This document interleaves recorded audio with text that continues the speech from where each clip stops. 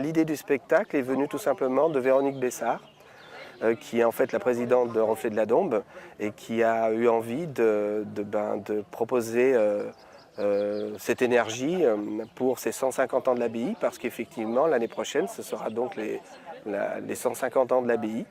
Au départ, quand il y a eu cette volonté d'écrire et de proposer ce spectacle ici à l'abbaye, c'était évidemment très intéressant, mais moi je ne savais pas à quel point on allait rentrer dans un lieu chargé d'autant d'histoire et d'émotions.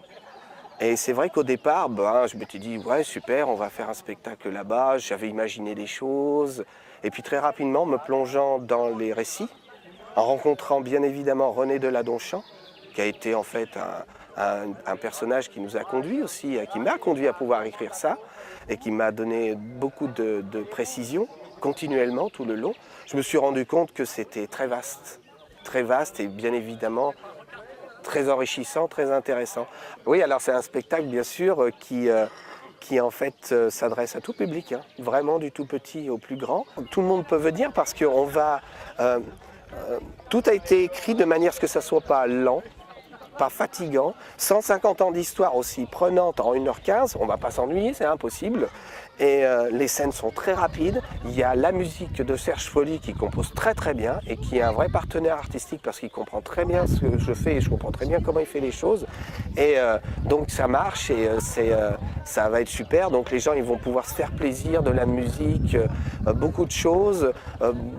Des petits trucs un peu sympas, il y a même du rire, parce qu'à un moment donné, au début, quand il y a les Hachesseurs contre les Carpies, j'ai mis un peu de blague, histoire d'alléger. J'ai toujours essayé de créer une sorte de mouvement constant, ou de créer de la légèreté, voire de l'amusement, pour qu'à un moment donné, quand on tombe sur un côté un peu plus sombre, que ce côté sombre soit bien compris et bien accepté. Alors, la troupe, cette année, on est à peu près une soixantaine de bénévoles.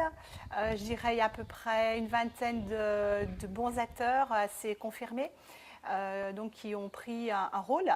Et puis tous les autres, c'est des figurants. Metteur en scène, Frédéric Diaz, très bon metteur en scène. On est très fiers de lui. Il a fait un super travail. Il a beaucoup travaillé. On lui a donc recherché beaucoup de documents pour qu'effectivement il puisse écrire l'histoire, puisque l'histoire, il ne peut pas l'écrire comme ça. Donc il a beaucoup travaillé, il s'est investi à 100% dans le projet et puis il nous a fait une mise en scène Frédéric Diaz. Voilà. Alors on répète, nos répétitions ont commencé depuis mars cette année. C'est déjà les dialoguistes qui ont commencé à répéter en salle. Et puis on est mis sur le site il y a à peu près environ un petit mois, voilà, avec tous les figurants et les dialoguistes. Alors c'est pour les Journées du patrimoine, c'est le 13 et le 14 septembre 2013. Ça va commencer vers les 20h. On attend beaucoup de public.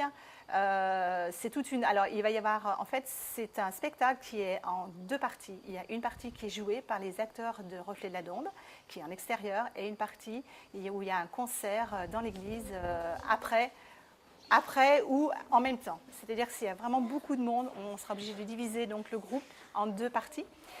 Une partie extérieure, une partie intérieure. Et puis après, il y aura une déambulation. Les gens qui seront de l'intérieur iront voir les gens jouer à l'extérieur.